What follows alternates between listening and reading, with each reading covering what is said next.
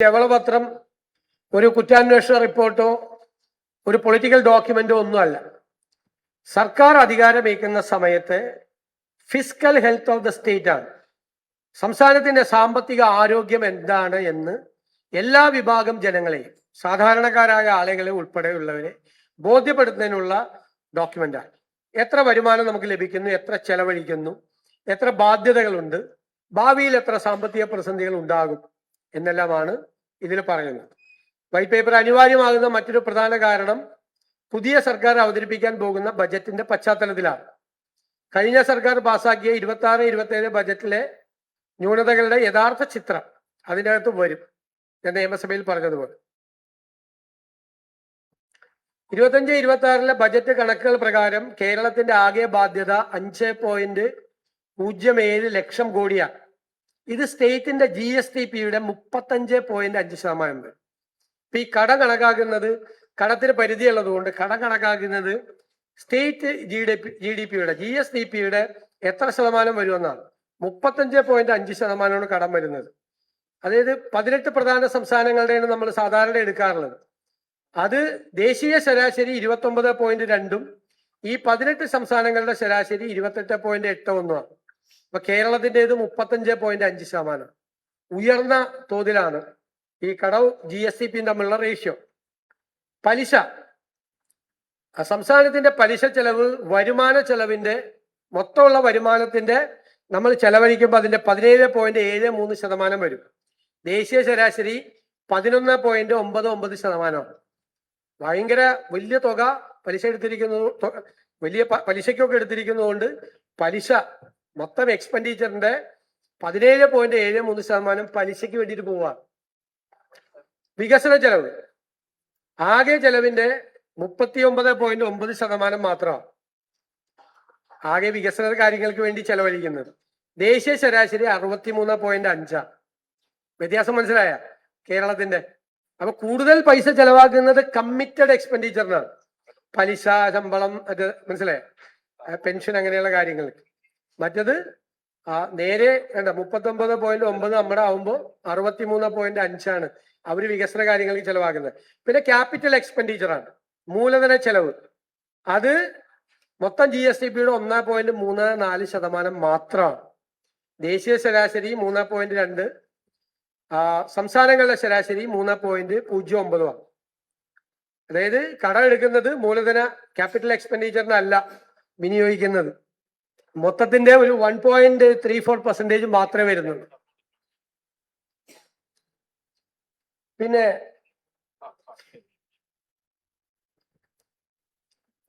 ഇതാണ് ഏറ്റവും പ്രധാനപ്പെട്ട കാര്യം. ഞാനിതിപ്പോ നിയമസഭയിൽ പറയേണ്ട ഒരു സാഹചര്യം ഉണ്ടായതുകൊണ്ടാണ്. അതായത് 35,000 കോടി രൂപയുടെ പ്ലാനാണ് ഇപ്പൊ നിലവിലുള്ള പ്ലാൻ. അതിനാണ് ഞങ്ങൾ ഗവൺമെന്റ് ഓൾട്ടർനേറ്റീവ് മെമ്മോറാണ്ടം കൊണ്ടുവന്ന് ബജറ്റ് കൊണ്ടുവരുന്നത്. ഇതിൽ 20,500 കോടി ഇപ്പൊ ഇല്ല. 15,000 കോടിയെ ബാക്കിയുള്ളൂ. കഴിഞ്ഞ ഗവൺമെന്റിന്റെ കാലത്തെ തെറ്റായ കണക്കാണ്. പ്ലാൻ അങ്ങനെ ഒരിക്കലും കൂട്ടാൻ പാടില്ല. അതായത് അവരുടെ ഒരു കണക്ക് 15ാം ധനകാര്യ കമ്മീഷന്റെ കാലത്ത് 55,000 കോടി രൂപ 5 കൊല്ലമായി റവന്യൂ ഡെഫിസിറ്റ് ഗ്രാന്റ് കിട്ടി. അതുകൊണ്ട് ഇനി വരാൻ പോകുന്ന 16ാം ധനകാര്യ കമ്മീഷനും അതുപോലെ ഗ്രാന്റ് തരും. ആദ്യത്തെ വർഷം 14,137 കോടി രൂപ കിട്ടും എന്ന് പ്ലാനിൽ എഴുതി വെച്ചു. അത് കിട്ടിയേക്കാം എന്നാണ് സംഭവം. പക്ഷെ 16ാം ധനകാര്യ കമ്മീഷൻ എന്ത് ചെയ്തു? റവന്യൂ ഡെഫിസിറ്റ് ഗ്രാന്റ് നിർത്തലാക്കി. അപ്പൊ പ്ലാനിലെ 14,137.69 കോടി ഇല്ല. മനസ്സിലാക്കണം. 2, 16ാം ധനകാര്യ കമ്മീഷൻ 15 ധനകാര്യ കമ്മീഷൻ നമുക്ക് തന്നിരുന്നത് 1.92% ഡെവല്യൂഷൻ നികുതി വിഹിതം. അപ്പോ കഴിഞ്ഞ ഗവൺമെന്റ് കണക്ക് കൂട്ടി അത് 2.8 കിട്ടുമെന്ന്. ഏത് കണക്കിന്റെ അടിസ്ഥാനത്തിലാണ് കൂട്ടിയെന്ന് എനിക്കറിയില്ല. പക്ഷെ കിട്ടിയപ്പോ 2.38 കിട്ടിയുള്ളൂ. അതിൽ നഷ്ടം 5,758.93 കോടിയാണ്. ഇതിന് പുറമെ മറ്റേ ഗ്രാന്റ് കിട്ടുമെന്ന് പ്രതീക്ഷിച്ച ഗ്രാന്റ് കിട്ടാത്തത് 603 കോടി. അപ്പൊ 35,000 കോടി രൂപയുടെ പ്ലാനിൽ 20,500 കോടി ഇല്ല. ഒരു ഗവൺമെന്റും കേരള ചരിത്രത്തിൽ ഇതുവരെ ഫേസ് ചെയ്യാത്ത ഗുരുതരമായ സിറ്റുവേഷനാണ് നമ്മൾ. പ്ലാനിന്റെ 35,000 കോടിയിൽ ഇവര് പ്രതീക്ഷിച്ചെന്ന് പറഞ്ഞിട്ട് വെച്ച 20,500 കോടി ഇല്ല. ഇതാണ് ഏറ്റവും ഗുരുതരമായ സാഹചര്യം. ഒരു ഗവൺമെന്റ് അങ്ങനെ ചെയ്യാൻ പാടില്ല. കിട്ടിയേക്കാം, കിട്ടും എന്നെല്ലാം പറഞ്ഞ് പ്ലാൻ ഉണ്ടാക്കാമോ? അങ്ങനെ ഉണ്ടാക്കിയ പ്ലാനാണ്. നോക്കിക്കോ, ഷെയർ ഓഫ് സെൻട്രൽ ടാക്സസിൽ ആ ഷോർട്ട് ഫോള് 2.8 കിട്ടുമെന്ന് പ്രതീക്ഷിച്ചെടുത്ത് 2.3 കിട്ടിക്കഴിഞ്ഞപ്പോൾ 3 to 8 കിട്ടിക്കഴിഞ്ഞപ്പോൾ ഉള്ളത് റവന്യൂ ഡെഫിസിറ്റ് ഗ്രാന്റിന്റെ 14,137 രൂപ ടോട്ടലാണ്. ആ 20,500 ഞാൻ പറഞ്ഞതിന്റെ സ്പ്ലിറ്റപ്പാണ്. അടുത്ത് അപ്പൊ പിന്നെ അതുകൂടാതെ സർക്കാർ അടിച്ചേൽപ്പിച്ച അധിക ബാധ്യത, പോയ സർക്കാർ അടിച്ചേൽപ്പിച്ച അധിക ബാധ്യത, ജീവനക്കാർക്കും പെൻഷൻകാർക്കും ഉള്ള DA DR കുടിശ്ശിക, DA ജീവനക്കാർക്ക്, DR പെൻഷൻകാർക്ക്, സപ്ലൈകോ കാരുണ്യ ഇൻഷുറൻസ് കോൺട്രാക്ടർമാർക്ക്, പിന്നെ medical services corporation SC ST കുടിശ്ശിക, ലോക്കൽ ബോഡിക്ക് അടക്കം 48,733 കോടി രൂപ. ഇതിൽ 21,690 കോടി രൂപ ഇമ്മീഡിയറ്റ് ആയിട്ട് കൊടുക്കണം. ഇതിന് കൂടാതെ കഴിഞ്ഞ LDF സർക്കാരിന്റെ കാലത്ത് ശമ്പള കമ്മീഷന്റെ കാലാവധി പൂർത്തിയായി അവരുടെ റിപ്പോർട്ട് കൊടുത്ത് അതിന്മേൽ നടപടി ആ ഗവൺമെന്റ് എടുക്കണമായിരുന്നു. അത് മനഃപൂർവ്വം പേ കമ്മീഷൻ വെക്കാതെ അവസാന സമയത്ത് പേ കമ്മീഷൻ വെച്ച് ഈ ഗവൺമെന്റ് വരുമ്പോൾ പേ കമ്മീഷൻ റിപ്പോർട്ട് തന്ന് ഗുരുതരമായ ബാധ്യത ഒരു ഗവൺമെന്റിന്റെ തുടക്കത്തിൽ തന്നെ ഈ ഗവൺമെന്റിന് ഉണ്ടാക്കി വെക്കും വേറെ. ഇത് കൂടാതെ കിഫ്ബിയുടെയും പെൻഷൻ കമ്പനിയുടെയും ബാധ്യത ഈ തുകയിൽ ഉൾപ്പെട്ടിട്ടില്ല. അല്ലാതെയാണ് ഇത്രയും ഹ്യൂജ് എമൗണ്ട് വരുന്നത്. നോക്കിക്കോ, DA Arrears 21,670, DR എന്ന് പറയുന്ന പെൻഷൻകാർക്കുള്ളത് 14,000. ബിൽ ഡിസ്കൗണ്ടിങ് സിസ്റ്റം, ബാങ്കുകൾക്കും കോൺട്രാക്ടർമാർക്കും ഉള്ള ആ ഡിസ്കൗണ്ടിങ് സിസ്റ്റം ഉണ്ട് കോൺട്രാക്ടർമാർക്ക് പൈസ കൊടുക്കുന്നത്. അതിൽ ബാങ്കുകൾക്ക് കൊടുക്കാനുള്ളത് 3,431 കോടി. UGC DA Arrears യൂണിവേഴ്സിറ്റിയും കോളേജ് സ്റ്റാഫിന് 1,500 കോടി. ഹെൽത്ത് ഇതും കാസ്പ് മറ്റേ കാരുണ്യ സ്കീമിന് കൊടുക്കാനുള്ളത് 2,017 കോടി. സപ്ലൈകോയ്ക്ക് കൊടുക്കാനുള്ളത് 2,893 കോടി. മെഡിക്കൽ സർവീസസ് കോർപ്പറേഷൻ 476 കോടി. SC ST സ്കോളർഷിപ്പ് അരിയേഴ്സ് പോലും കൊടുത്തിട്ടില്ല, 377 കോടിയാണ്. പിന്നെ തദ്ദേശ സ്വയംഭരണ സ്ഥാപനങ്ങളുടെ 3ാം ഗഡു കൊടുക്കാതെയാണ് പോയത്, 1,982. അങ്ങനെയാണ് 48,733 വരുന്നത്. ഇനി ഇമ്മീഡിയറ്റ് ആയിട്ട് കൊടുക്കേണ്ട തുക നേരെ DA അതെല്ലാം സപ്ലൈകോ KMC എല്ലാം ഇത് ഇമ്മീഡിയറ്റ് ആയിട്ട് 21,000 കോടി രൂപ ഇപ്പൊ കൊടുക്കണം. പിന്നെ കേരളത്തിലെ ട്രഷറിയിൽ വലിയ തുക ക്യാഷ് ബാലൻസ് വെച്ചിട്ടാണ് സർക്കാർ പോയതെന്ന് പറഞ്ഞുള്ള വ്യാപകമായ പ്രചരണമാണ്. ഇത് 2015, 16, 16, 17 സാമ്പത്തിക വർഷങ്ങളിൽ ട്രഷറിയും മെച്ചപ്പെട്ടായിരുന്നു. 17, 18, 18, 19 അത് ബാലൻസ് കുറയാൻ തുടങ്ങി. ഈ ബാലൻസിൽ ഒരു കാര്യമില്ല. കാരണം വെച്ചാൽ ഓരോ സമയത്ത് വരുന്ന പൈസ ഇപ്പൊ ഒരു 6,000 കോടി വരാൻ കാര്യം IGSTയും സെൻട്രൽ ഗ്രാന്റും വന്നു. പക്ഷെ മെയ് 16 ആയപ്പോഴേക്കും അത് 2,000 കോടിയായിട്ട് ചുരുങ്ങി. മെയ് 16-ന് 2,212 കോടിയായി. അപ്പൊ ഈ പൈസ ഇപ്പോ വ്യാപകമായി ഒരു പ്രചരിപ്പിച്ചത്, സോഷ്യൽ മീഡിയയിലെല്ലാം പ്രചരിപ്പിച്ചത് ബാക്കി പൈസ വെച്ചിട്ടാണ് ഗവൺമെന്റ് പോകുന്നത്. അതുകൊണ്ടാണ് ഞാൻ നിയമസഭയിൽ ഉദാഹരണം പറഞ്ഞത്. ഇപ്പൊ നിങ്ങൾക്ക് ഒരാൾക്ക് ശമ്പളം കിട്ടുന്നു 50,000 രൂപ. അപ്പൊ നിങ്ങള് എന്തൊക്കെയാണ് സാധാരണ പൈസ കിട്ടിക്കഴിഞ്ഞാൽ പലചരക്കടയിൽ കൊടുക്കണം, പാലുകാരന് കൊടുക്കണം, പത്രക്കാരന് കൊടുക്കണം, മീറ്റ് മേടിക്കണമെങ്കിൽ നോൺ വെജ് ആണെങ്കിൽ അവിടെ കൊടുക്കണം, മീൻകാർക്ക് കൊടുക്കണം. ഒരുപാട് ഒബ്ലിഗേഷൻസ്. ഇത് കഴിയുമ്പോൾ ഒന്നും ഉണ്ടാവില്ലല്ലോ സാധാരണ. പക്ഷെ നിങ്ങൾ വീട്ടിൽ ചെന്ന് മുറി അടച്ചിട്ട് നിങ്ങളുടെ ജീവിത പങ്കാളിയോട്, രണ്ടുപേരും ഉള്ളതുകൊണ്ടാണ് ഞാൻ പറയുന്നത്, പറയുവാണ്, 50,000 രൂപ പോക്കറ്റിലുണ്ട്, ഇവിടെ ഇരിക്കുന്നുണ്ട് 50, ഒറ്റ പൈസ ഇല്ല, കണ്ടാന്നേ. പക്ഷെ വാതിൽ തുറക്കാൻ പറ്റില്ല. എന്താ വാതിൽ തുറന്ന പലചരക്കടക്കാർ നിൽക്കുവാണ്, പാലുകാർ നിൽക്കുവാണ്, പത്രക്കാർ നിൽക്കുവാണ്, മീൻ കൊണ്ടുവന്ന് ചേച്ചി വരെ അവിടെ നിൽക്കുവാണ് വാതിക്കാൻ. ഇതാണ് ഈ ബാക്കി ഖജനാവിൽ വെച്ചിട്ടെന്ന് പറഞ്ഞതിന്റെ വളരെ സിമ്പിളായിട്ട് സാധാരണക്കാർക്ക് മനസ്സിലാകാൻ വേണ്ടിയിട്ടാണ് ഞാൻ ഈ ഉദാഹരണം പറഞ്ഞത്. ഇതാണ് ബാക്കി വെച്ചേക്കണെന്ന് പറഞ്ഞത്.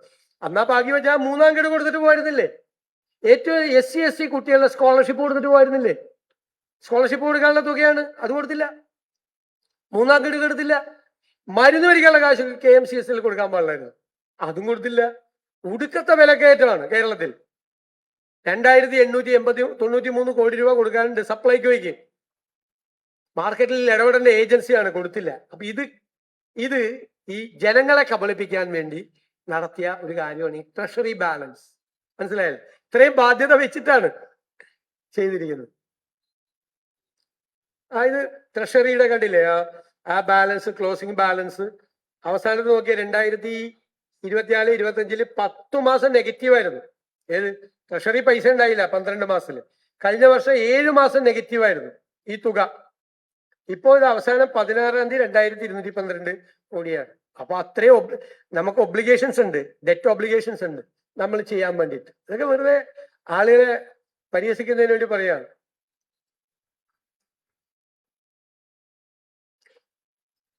ഇപ്പൊ പദ്ധതി എക്സ്പെൻഡിച്ചർ കാണിക്കുന്നതിനും ഒരു ചെറിയ കൗശലം കാണിക്കുന്നുണ്ട്.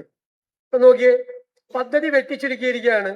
23, 24 യഥാർത്ഥത്തിൽ ചെയ്തത് 30,000 കോടി ആണ് പദ്ധതി.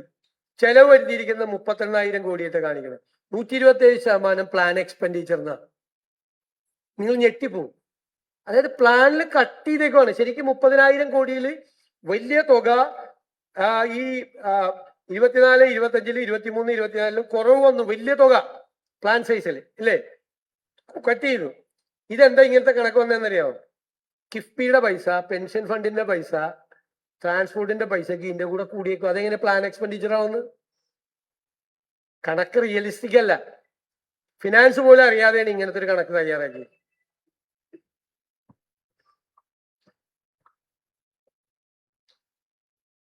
പിന്നെ നമുക്ക് ലഭിക്കും എന്ന് കരുതുന്ന തനത് വരുമാനം യഥാർത്ഥ തുകയും തമ്മിൽ വലിയ അന്തരമാണ്. സംസ്ഥാനത്തിന്റെ തനത് വരുമാനം GSTP റേഷ്യോയിൽ 7.75 ആണ്.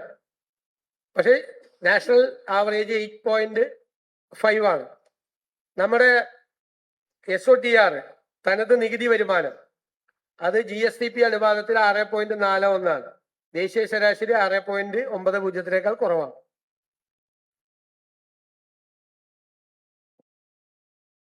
ഇനി കിഫ്ബി ഒരു പ്രതിഭാസമാണ്. അതായത് ബഡ്ജറ്റ് ചെയ്തൊരു എക്സ്ട്രാ ബഡ്ജറ്ററി ആണെന്ന് പറഞ്ഞിട്ട് ഉണ്ടാക്കിയതാണ്. എന്ത് ഗുണമാണ് അതുകൊണ്ട് ഉണ്ടാക്കിയതെന്നും കൂടി വ്യക്തമാക്കണം.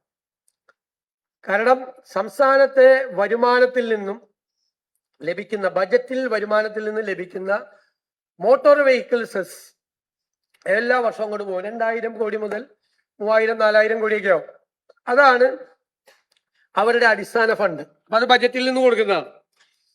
അവര് കടം മേടിക്കും. കടം മേടിക്കുന്നത് വലിയ പലിശക്കാണ്. അതിനെക്കുറിച്ച് വലിയ ആക്ഷേപമുണ്ട്. വലിയ പലിശയ്ക്ക് കടം മേടിക്കും. കടം മേടിക്കുമ്പോൾ സോവറിൻ ഗ്യാരണ്ടി സ്റ്റേറ്റ് കൊടുക്കണം. അതായത് ഇവർക്ക് അടയ്ക്കാൻ പറ്റില്ല. കാരണം ഇവരുടെ ഇൻകം ജനറേറ്റിംഗ് ആയിട്ടുള്ള വരുമാനം ഉണ്ടാക്കുന്ന ഒരു പദ്ധതിയും കിഫ്ബിയിലില്ല. അപ്പോൾ കിഫ്ബിക്ക് ഒറ്റയ്ക്ക് തിരിച്ചടയ്ക്കാൻ പറ്റില്ല. അപ്പൊ എന്ത് ചെയ്യും? വീണ്ടും സർക്കാരിലേക്ക് വരും. അപ്പൊ സർക്കാർ തന്നെ പണം, അടിസ്ഥാന ഫണ്ടും കൊടുക്കണം, കടം മേടിക്കുന്ന തുകയും സർക്കാർ കൊടുക്കണം. അതിന്റെ വലിയ പലിശ, ഭയങ്കര പലിശ, ഞാൻ കാണിച്ചു തരാം. വലിയ പലിശക്കാണ് കടം മേടിച്ചിരിക്കുന്നത്. ഈ പലിശയും സർക്കാർ കൊടുക്കണം. അപ്പൊ സർക്കാരിന്റെ മീതെയുള്ള ഒരു ബാധ്യതയായി. ഇത് സർക്കാരിന് പുറത്താണ് പ്രവർത്തിച്ചിരുന്നത്. ധനകാര്യ വകുപ്പിനെ പോലും അറിയിക്കാതെ പ്രത്യേക സാമ്രാജ്യമായിരുന്നു കിഫ്ബിയുടെ സാമ്രാജ്യം. അപ്പൊ ഞങ്ങൾ തീരുമാനിച്ചിരിക്കുന്നത്, ക്യാബിനറ്റും തീരുമാനിച്ചിട്ടുണ്ട്, അത് ഒരു പഠനം നടത്തി എന്താണ് ചെയ്യേണ്ടതെന്ന്. ദോഷകരമല്ലാത്ത രീതിയിൽ ഒരു തീരുമാനം കിഫ്ബിയുടെ കാര്യത്തിലുണ്ടാവും പഠനം നടത്തിയതിനു ശേഷം. വരിക.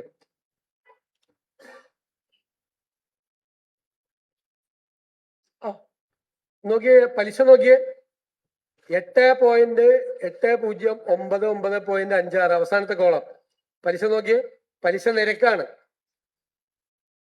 ഇതിനേക്കാൾ കുറഞ്ഞ പലിശ നിരക്കിൽ കിട്ടും, ഗ്ലോബൽ ഫിനാൻസ് മാർക്കറ്റിൽ കിട്ടും. സ്റ്റേറ്റ് പോലും ഇത്രയും വലിയ പലിശക്കല്ല എടുക്കുന്നത്.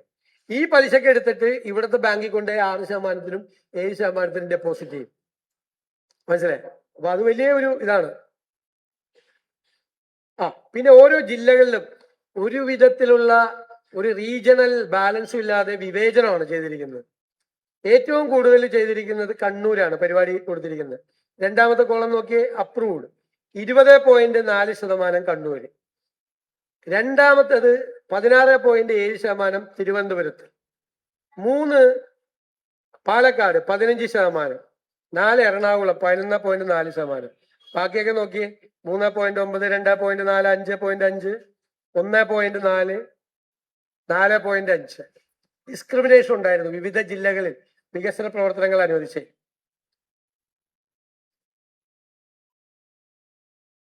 ഇത് അരിയേഴ്സ് ആണ്. സംസ്ഥാന ഗവൺമെന്റിന് ലോൺ റീപേയ്മെന്റിലുള്ള സംസ്ഥാന ഗവൺമെന്റ് കിട്ടാനുള്ള പൈസയാണ് കാണിച്ചിരിക്കുന്നത്, പണ്ട് മുതലേ ഉള്ളത്. പിന്നെ സോഷ്യൽ സെക്ടറിലേക്കുള്ള ഓരോ സ്പെൻഡിങ് ഇപ്പൊ നോക്കിക്കോ.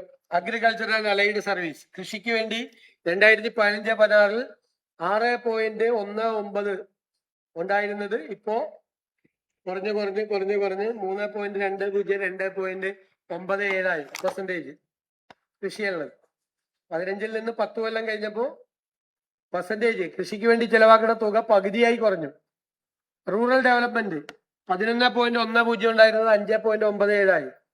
സഹകരണം 0.46, 0.10 ആയി. ഇറിഗേഷൻ എല്ലാം കുറഞ്ഞു. പവർ 4.7, അത് മാത്രമാണ് കൂടിയിരിക്കുന്നത്, പവറിന്റെ മാത്രം. ബാക്കി എല്ലാം കുറവാണ്.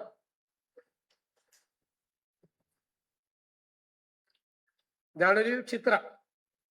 അപ്പൊ ഗുരുതരമായിട്ടുള്ള ഈ പ്ലാനുമായി ബന്ധപ്പെട്ടുള്ള 20,500 കോടി രൂപയുടെ പ്രശ്നം, 48,000 കോടി രൂപയുടെ ബാധ്യത, മറ്റു ബാധ്യതകൾ കൂടാതെയാണ്, പലിശ ബാധ്യതകൾ കൂടാതെയാണ്.